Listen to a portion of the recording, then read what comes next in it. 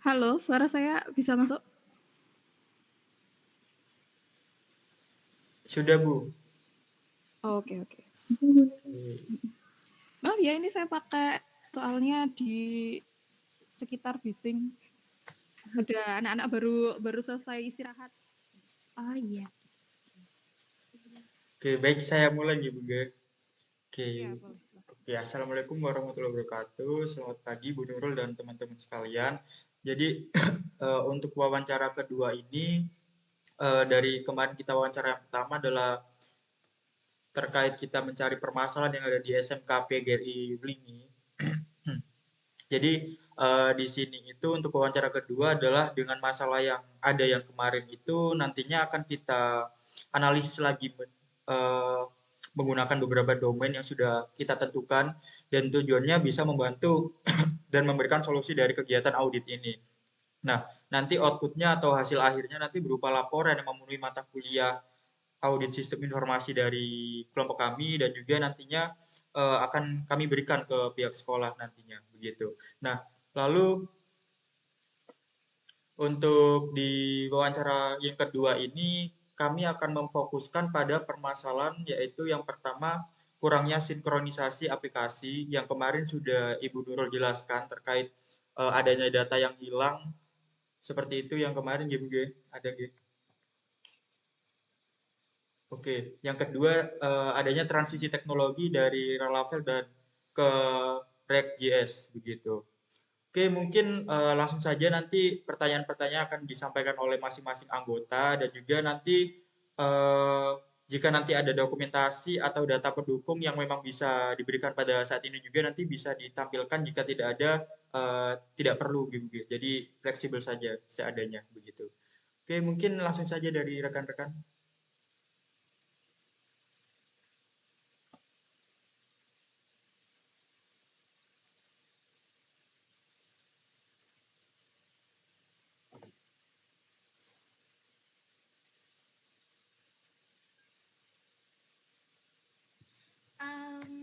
Baik, mungkin dari saya dulu ya, Ibu.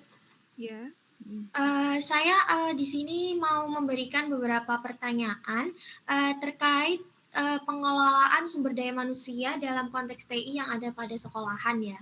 Untuk pertanyaan yang pertama itu, bagaimana sih cara membentuk peran masing-masing individu agar sesuai dengan struktur organisasi TI? Terus juga bagaimana langkah yang diambil untuk mengurangi resiko ketergantungan antar individu gitu, Bu? Oke, nah kalau untuk masalah struktur organisasi sendiri itu sebenarnya sudah punya part-nya masing-masing ya. Jadi lebih tepatnya itu bisa dibilang punya perannya masing-masing. Jadi misalkan ada tugas satu yang bagian coding atau developernya, terus ada yang bagian servernya, itu adalah salah satu dari tahapan-tahapannya. Jadi ketika si bagian developernya itu sudah selesai, maka disetorkan ke bagian server kayak gitu. Kalau misalkan bagian developernya itu belum selesai atau dan seperti apa, itu pasti jadi tugas developernya. Jadi kalau misalkan server itu tinggal menunggu dari developer itu selesai, sebenarnya itu. Terus gini, kalau untuk struktur organisasinya itu sebenarnya kita, eee, belum ada struktur pasti, misalkan di developer kita dipecah jadi berapa kayak gitu kan belum ada. Soalnya selama ini developernya itu masih jadi full stack dan untuk penghandelan aplikasinya itu mungkin masih satu orang, kayak gitu. Nah, jadi kalau masalah aplikasinya itu seperti apa, jadi ketergantungannya itu cuma satu orang. Misalkan satu orang ini nggak ada di sekolah ataupun ada kendala di luar eksternal ya, di luar eksternal dan tidak bisa menghadiri sekolah atau tidak bisa menghandle si error tersebut, jadi ya menunggu lama, seperti itu. Nah, terus kalau misalkan di bagian server pun, seperti itu juga sih, juga hanya satu orang juga. Jadi per bagian itu cuma satu orang aja, kayak gitu. Jadi kalau untuk TI-nya yang utama itu cuma 2 orang, yang bagian developer sama bagian server, gitu aja. Kalau ketergantungannya ya memang ketergantungan sekali. Kalau untuk misalkan mau nge-hire dari luar pun kita harus tahu, kemampuan mereka itu seperti apa. Apakah mumpuni dari segi teknisnya atau enggak, ataupun apakah mereka mau mengikuti rules yang sudah kita bangun dari awal. Karena kadang mungkin teknisnya mereka bisa, tapi untuk mengikuti rules-nya kita itu kesulitan. Kayak gitu. Nah, fleksibilitasnya dari mereka itu yang, harus bisa menyesuaikan dari timnya kita, kayak gitu. Baik. Oke, Bu, terima kasih jawabannya. Sudah jelas. Untuk pertanyaan yang kedua itu, bagaimana sih cara tim TI memantau kinerja dari antar pihaknya itu? Jadi bagaimana komunikasinya, terus bagaimana mekanisme untuk memastikan tanggung jawabnya itu bagaimana? Oke, kalau untuk bagian pemantauan itu mungkin, bikin dari aplikasi apakah itu berjalan atau enggak ya. Nah, itu biasanya kita dapat infonya mungkin dari penggunanya. Karena begini, karena saking atau saking sibuknya menghandle pembuatan aplikasi dan upload aplikasi, itu kadang kita kesulitan di bagian handle untuk ngecek bugging dan sebagainya, kayak gitu. Jadi kayak learning by doing. Jadi, kita ada langsung dipakai kira-kira kalau, resikonya kecil baru kita up, kalau resikonya besar, nah itu baru yang kita, eee, maintenance lagi, kayak gitu. Nah, kalau misalkan untuk pelaporan, itu biasanya di bagian server sih, yang di bagian server yang lebih utama, soalnya kan untuk pengujian di lokal dan di server itu kan pasti beda, kayak gitu. Dan yang mengecek atau yang memantau itu biasanya dari server. Kita bisa ngecek dari servernya atau dari lognya, kayak gitu. Apakah berjalan dengan lancar atau enggak. Infonya biasanya dari server sih. Baik, Bu. Baik, kalau dari pertanyaan yang kedua tadi itu, selanjutnya apakah ada standar yang ditetapkan dari proses TI tersebut? Untuk standarnya, ini standar apa? Standar aplikasinya berjalankah Standar atau dari? prosesnya, proses timnya, proses TI-nya. Kalau untuk standarnya sih, kita ngambilnya misalkan kalau ada aplikasi seperti itu atau aplikasi yang ada di sekolah, itu mungkin kalau misalkan sudah berjalan dengan baik dan user pun sudah oke, alias sudah paham dengan aplikasinya. Nah, saya kira itu sudah aman sih. Nah, sebenarnya kita tidak ada patokan tertentu aplikasinya harus seperti apa, atau harus secanggih apa, seperti itu ya. Jadi kita, standarnya itu kita lihat dari bagian user-nya. Apakah user-nya itu kesulitan apa enggak. Ya kadang percuma juga kalau misalkan kita bikin aplikasi secanggih apapun tapi user-nya itu tidak bisa atau enggak user friendly, nah itu juga sama aja. Jadi, kita standarnya atau ngeceknya itu dari user juga, kayak gitu. Baik, untuk pertanyaan selanjutnya itu ada tujuan dari pengukuran yang ditetapkan proses TI. Jadi bagaimana sih hasil pengukuran yang digunakan dalam proses TI ini? Untuk pengukuran ini, sebenarnya kita nah ya itu, kembali lagi dari jawabannya sebelumnya, kita tuh sebenarnya belum punya pengukuran tersendiri ya. Soalnya kalau untuk, penambahan aplikasi atau penambahan fitur itu tergantung dari kebutuhan, kurikulumnya atau kebutuhan dari kliennya lah, ibaratnya kita bilangnya klien ya, yang bahasa umumnya.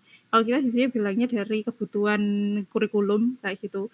Misalkan kalau ada tambahan, ya kita tambahkan, ya tapi kalau nggak ada, ya itu mungkin ya bisa kita skip. Soalnya kadang itu untuk penambahannya tidak bisa terstruktur misalkan 2 bulan sekali, 3 bulan sekali itu nggak bisa.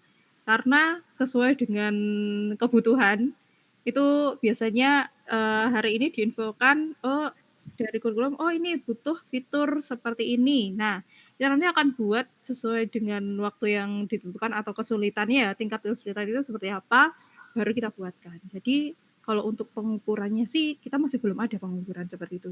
Mungkin kalau di software house ada, ya seperti itu. Mungkin dari, aplikasi yang sudah dijalankan, terus ada evaluasi dan sebagainya. Nah itu baru itu kembali untuk diperbaiki lah ibaratnya kayak gitu. Kalau di sini agak mendadak ya, soalnya penuh kejutan kadang. Oh iya. Hmm, Mungkin dari saya itu dulu, Bu. Bisa oke. dilanjutkan teman-teman lain. Terima kasih ya, Bu. Oke, terus sama-sama. Oke, baik. Selanjutnya saya yang bertanya ya, Bu. Sebelumnya apakah suara saya jelas, Bu? Oke, jelas. Oh iya, terima kasih. Selanjutnya saya ingin bertanya mengenai perubahan teknologi, Bu. Di sini saya ingin bertanya, apakah setiap perubahan itu dilakukan tepat waktu? Misalnya, yang pengguna itu minta perubahan kayak gini, atau ini waktu perubahan dari Laravel ke React.js ya, Bu? Itu apakah ada instruksi dari kewenangan seperti kepala jurusan atau siapa gitu atau kurikulum, dan apa dampak dari perubahan itu? Mungkin itu dulu. Oke, kalau untuk perubahan itu sebenarnya tidak dari atasan ya, atau tidak dari klien ya. Soalnya kita basisnya kita ngecek teknologi apakah teknologi yang sekarang dibuat itu relevan atau enggak. Kalau misalkan sudah ada perubahan dan harus berubah, misalkan di server itu kan juga dia update-nya itu juga cepat. Jadinya apakah aplikasi ini masih kompatibel di server atau enggak. Kalau misalkan nggak kompatibel berarti, mau nggak mau kita harus bikin laporan ke atasan bahwa si aplikasi ini sudah tidak kompatibel dan harus di-update, kayak gitu. Jadi, lebih tepatnya kita menyarankan, kayak gitu. Sarankan ke bagian ke bagian kurikulum kira-kira seperti apa. Dan nanti tetap kita informasikan dampak-dampaknya kalau misalkan, ada perubahan seperti ini, dampaknya seperti ini. Kalau kita nggak ada perubahan, maka aplikasinya nggak jalan atau seperti apa. Jadi plus minusnya tetap kita infokan. Tapi ya itu, kalau misalkan mau perubahan seperti itu harus jauh-jauh hari. Jadi persiapannya misalkan aplikasinya sekarang mungkin masih bisa digunakan, tapi tahun depan kita belum tahu apakah bisa atau enggak. Jadi persiapannya mulai dari sekarang kayak gitu. Ya kayak versi lah gitu. Nah, jadi mungkin perpindahannya dari Laravel ke React itu yang mungkin dari segi developernya itu masih di-handle sendiri dan pengennya kan ada freelance ya kayak gitu. Jadi kita nge-hire anak-anak jadi diinfokan yang bisa React kayak gini atau seperti apa. Nah, itu kita hire terus untuk penggunaannya atau strukturnya itu kita kasih yang lama. Strukturnya seperti ini, jadi silakan buat seperti ini. Nah, kayak gitu. Baik, berarti perubahan itu muncul dari developer yang merekomendasikan ke atasan gitu ya, Bu? Betul, betul. Untuk pertanyaan selanjutnya, dari proses perubahan tersebut, apakah telah dikelola dengan tujuan yang jelas? Berarti kan tadi masih bertahap juga ya, Bu? Nah, itu didukung oleh komunikasi yang baik, sumber daya yang memadai, dan hasil kinerja yang sesuai standar. Kan mungkin untuk aplikasi itu juga pasti ada standarnya. Sebelum didukung harus di-testing dulu atau bagaimana. Nah, itu apakah juga langsung di-ACC dari atasan atau masih ada diskusi lebih lanjut ya, Bu? Oke, kalau misalkan update seperti itu mungkin kalau alurnya masih sama dari atasan pasti kalau misalkan aplikasinya sudah jadi itu kan pasti dirapatkan dulu, di testing internal dulu. Nah, dari atasan mungkin pada saat kita rapat aplikasinya apakah masih sesuai alurnya dengan yang lama atau enggak. Mungkin cuman beda skin aja ya kalau kita bilangnya. Cuman beda skin aja tapi alurnya atau basic penggunaannya itu seperti apa itu masih bisa, kayak gitu. Nah, kalau mungkin ada aplikasi baru dengan alur baru, nah itu mungkin juga perlu penelitian lagi atau dari waka kurikulumnya itu seperti apa.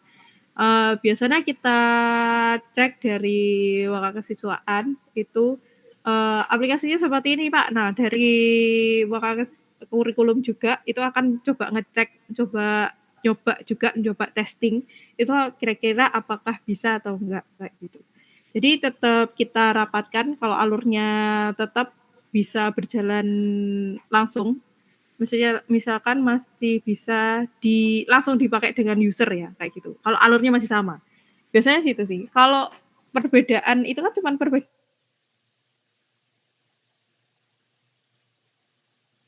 itu masih aman, kayak gitu. Tapi kalau alurnya sudah beda, itu pasti perlu pengenalan lagi, sosialisasi lagi ke pengguna dan sebagainya, gitu. Baik Bu Nurul. Untuk perubahan dari teknologi Laravel ke React.js itu kan pasti ada biaya juga. Nah, itu apakah anggaran yang disusun oleh developer sendiri atau ada atasan menyuruh bagian lain atau bagaimana ya, Bu? Ada sih kalau untuk biaya dan sebagainya itu sebenarnya kalau misalkan dulu memang di-handle, oleh oleh kurikulum karena untuk basic-nya kan perubahannya ataupun biayanya kan kita masih belum tahu standarnya kayak gitu ya. Nah kalau untuk sekarang semuanya di-handle sama developer sih. Soalnya kan gabung sama RPL, jadi kita tahu, oh setiap fitur seperti ini biayanya seperti ini, jadi hitungannya sudah tahu, kayak gitu. Jadi per laporannya, terus kira-kira fiturnya apa aja, nah itu bisa, sudah ada rank-nya tersendiri, kayak gitu. Iya. Berarti seperti itu udah ada dokumentasinya yang didokumentasikan berdasarkan file kayak gitu ya, Bu? Ya, ada contohnya. Oh, iya. Baik. Selanjutnya saya ingin bertanya mengenai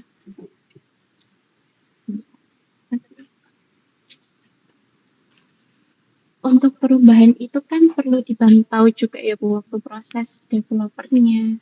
Nah, itu apakah sudah dilaksanakan ya mengenai pengukuran yang jelas yang digunakan untuk memantau, mengendalikan, serta dengan kegiatan tersebut kan juga bisa dilakukan evaluasi proses untuk kedepannya. Apakah sudah dilaksanakan ya? Kalau untuk sekarang sudah sih, sudah dilaksanakan karena, ada beberapa laporan ya. Jadi nanti dari waka kurikulum ada informasinya, oh ini aplikasinya kurang ini. Nah itu juga salah satu pemantauan dari user-nya, itu nanti kita, coba evaluasi di aplikasinya itu seperti apa kira-kira dan nantinya kalau ada perbaikan itu juga ada laporannya. Jadi kita ada jurnalnya. Kayak gitu. Misalkan ini boleh share screen ini yang, coba aplikasi inventaris sih. Oh iya Buat boleh Bu. contohnya. Nah, oke. On the window.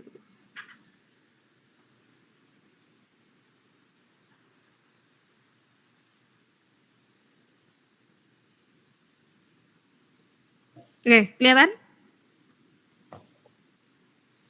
Untuk apa, contoh jurnalnya ya, Oh, iya. kalau misalkan ada Iya, sudah lihat. kalau ada perbaikan misalkan di sini pakai aplikasi inventaris, ini yang tahun 2021, kayak gitu.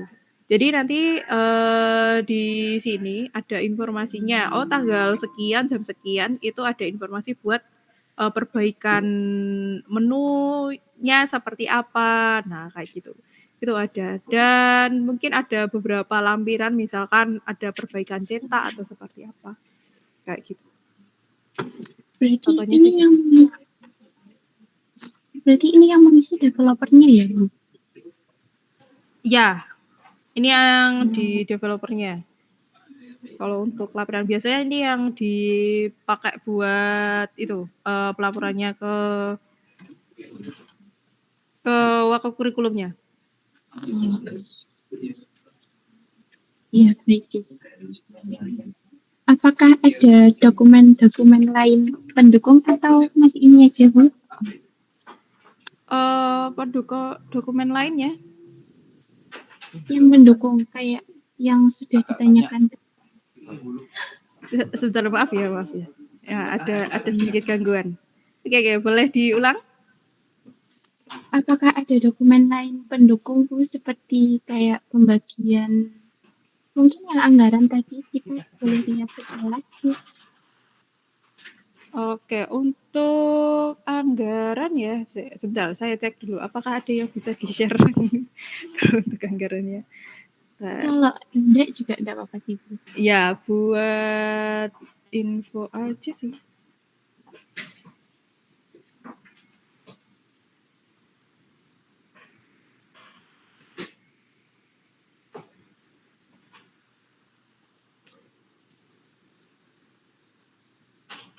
Oh. Enggak.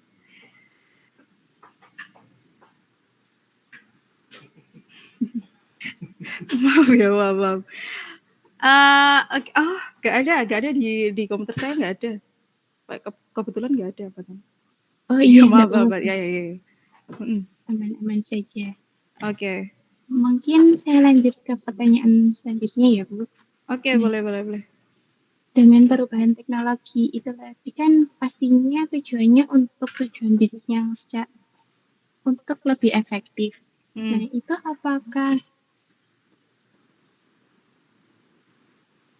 apakah inovasi itu dilakukan secara tertulis atau gimana, Bu, untuk meyakinkan pimpinan oke ACC untuk perubahan teknologinya gitu? Apakah ada dokumen secara tertulisnya? Kalau untuk secara tertulis sih kurang lebih nggak ada sih. Kalau misalkan untuk informasinya mungkin secara lisan sih biasanya. Langsung secara lisan dan itu ditunjukkan hasilnya itu seperti apa. Oh ini Pak begini, informasinya aplikasinya seperti ini. Nah kayak gitu. Biasanya langsung oh ya oke silakan langsung diproses aja kayak gitu. Biasanya sih kayak gitu.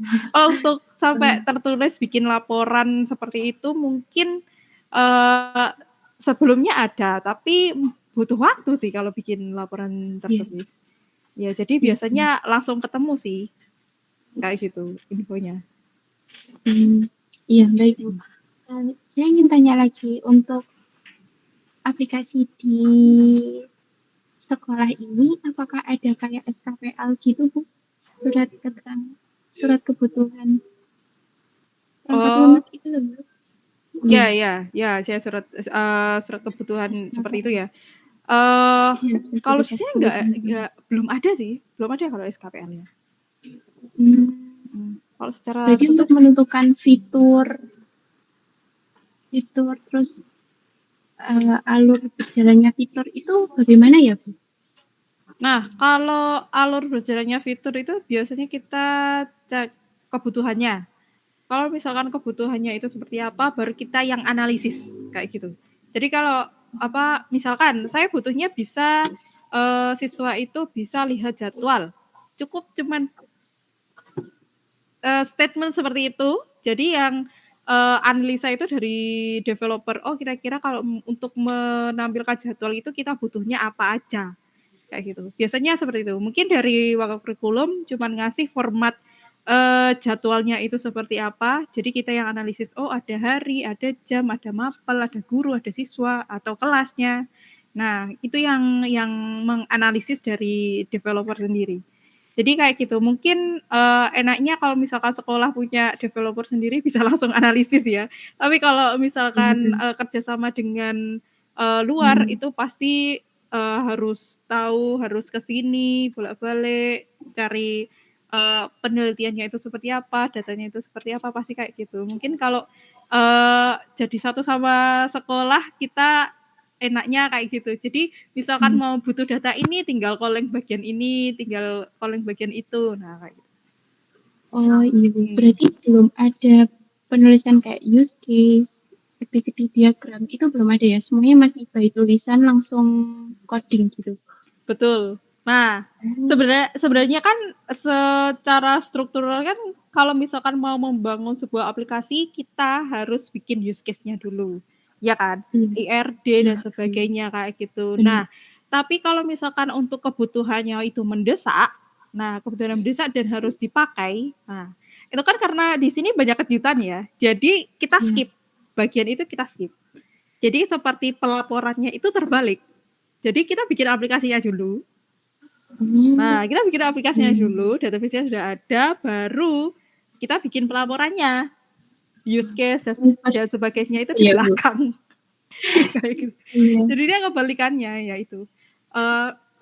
Kebetulan kemarin barusan saya laporan, tapi, laporannya masih di, Waka Kurikulum, jadi saya belum sempat memberikan informasi tersebut. Itu sudah ada use case-nya, itu ada. Use case-nya, IRD-nya, kayak gitu sudah ada. Tapi ya itu, masih saya cari lagi. Iya. Berarti saya asumsikan SKPL-nya juga ada ya Bu, karena kan SKPL juga isinya ya fitur, use case, activity diagram gitu. Iya. Mungkin dari saya masih itu dulu Bu, nanti dilanjut teman-teman. Terima kasih Bu Nurul. Sama-sama. Oke, baik. Di sini saya mau tanya Bu, terkait jumlah lisensi. Nah, untuk lisensi-lisensi dari SMK PGRI Belingi ini apakah sudah optimal semuanya atau masih ada belum lisensi yang belum dibeli karena ada sedikit permasalahan atau bagaimana Bu?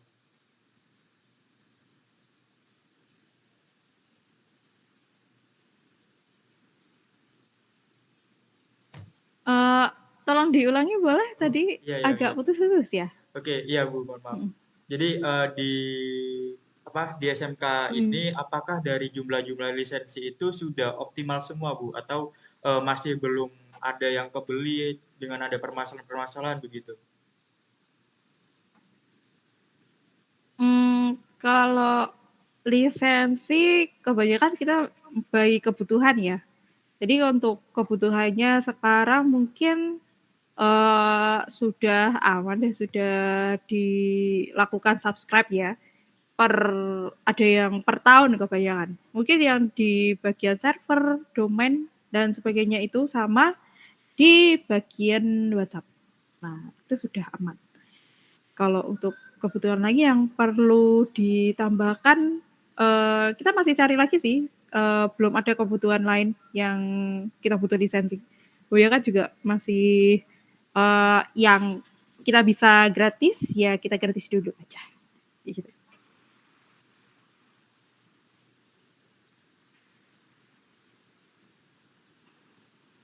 Oke, baik. Nah, untuk aset-aset gitu apakah sudah tercatat di repositori pusat Bu? Reposito pusat, maksudnya reposito pusat yang seperti apa? Mungkin data-data penyimpanan di pusat gitu apakah sudah ada atau mungkin data-data itu disimpan per developer saja begitu? Oke, untuk data-data itu sudah pusatkan di server juga ya. Untuk yang lainnya, apa ya? Ya semuanya sudah terpusat sih. Kalau maksudnya pusat milik kita sendiri gitu ya? Iya Bu. Sudah. Nah, dari kinerja-kinerja atau proses tadi yang sudah direncanakan dan dipantau, lalu disesuaikan serta didukung oleh sumber daya itu apakah sudah cukup semua Bu atau sudah memadai? Dari sumber dayanya? Iya, dari sumber daya itu apakah sudah cukup dari proses-proses yang sudah direncanakan, dipantau, dan sudah disesuaikan tadinya? Oke, sudah cukup memadai sih untuk saat ini. Kalau untuk handle kita mungkin kalau ada masalah, alhamdulillah masih bisa terhandle. Oke, baik. Sebentar.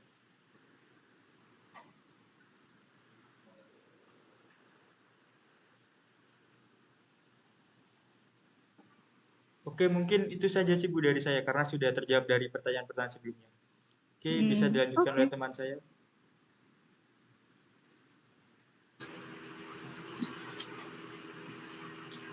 Untuk selanjutnya, saya yang akan menanyakan pertanyaan ini. Untuk pertanyaan 1, apakah operasional sesuai jadwal, kebijakan keamanan, serta fasilitas yang dilindungi mematuhi hukum keselamatan? Oke, untuk operasionalnya sudah mulai. Dan kalau untuk keselamatan kerja itu ya memang kita punya jadwal tersendiri ya kalau untuk ngoding, apalagi untuk tim TI-nya itu kan sudah campur sama tugas guru, juga guru ya. Jadi kita untuk perbaikan dan sebagainya itu di luar jam pelajaran. Oke Bu, untuk pertanyaan kedua, apakah kinerja proses yang direncanakan disesuaikan sesuai rencana, serta produk kerja yang didefinisikan ditinjau sesuai persyaratan?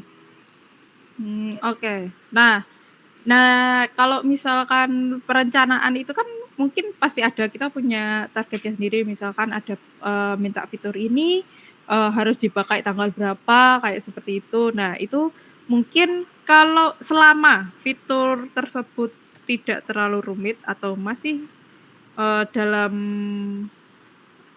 batas kerumitan yang ringan, nah itu mungkin kita pembangunannya bisa sesuai dengan target atau sesuai dengan jadwal. Tapi jika fiturnya itu membutuhkan alur yang rumit, nah itu mungkin kita bisa lebih lama penggunaannya kayak gitu.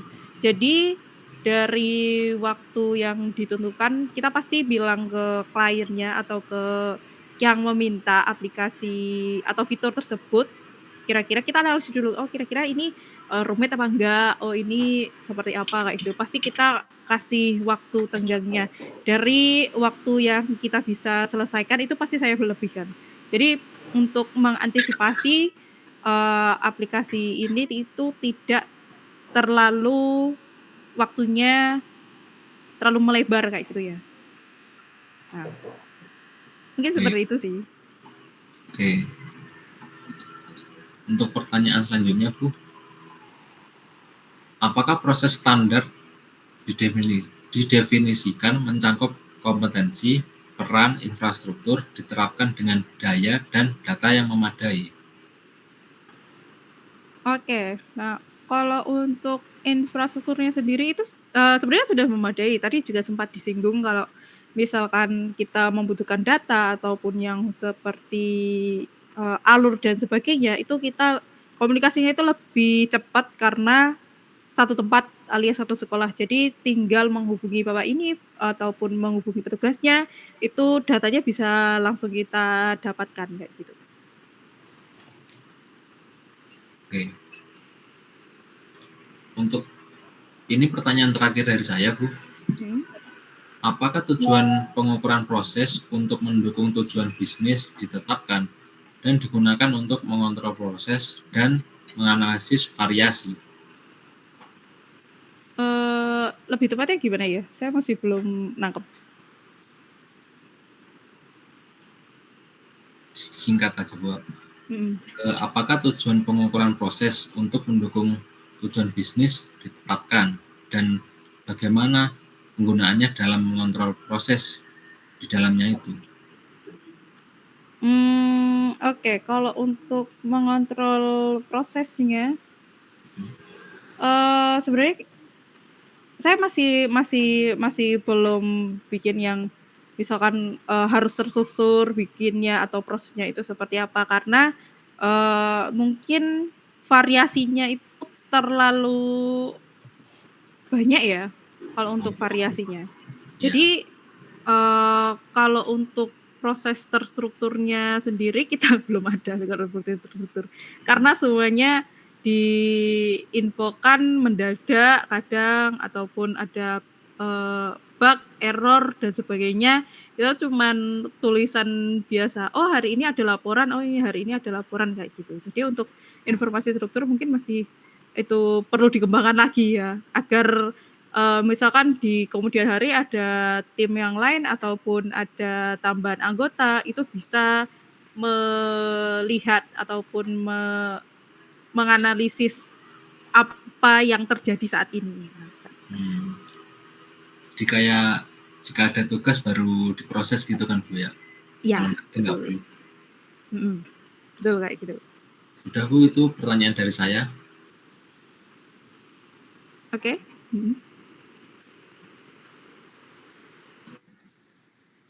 Oke, mungkin itu saja Bu dari pertanyaan dari kelompok kami. Sebelumnya mungkin bisa dokumentasi terlebih dahulu ya Bu.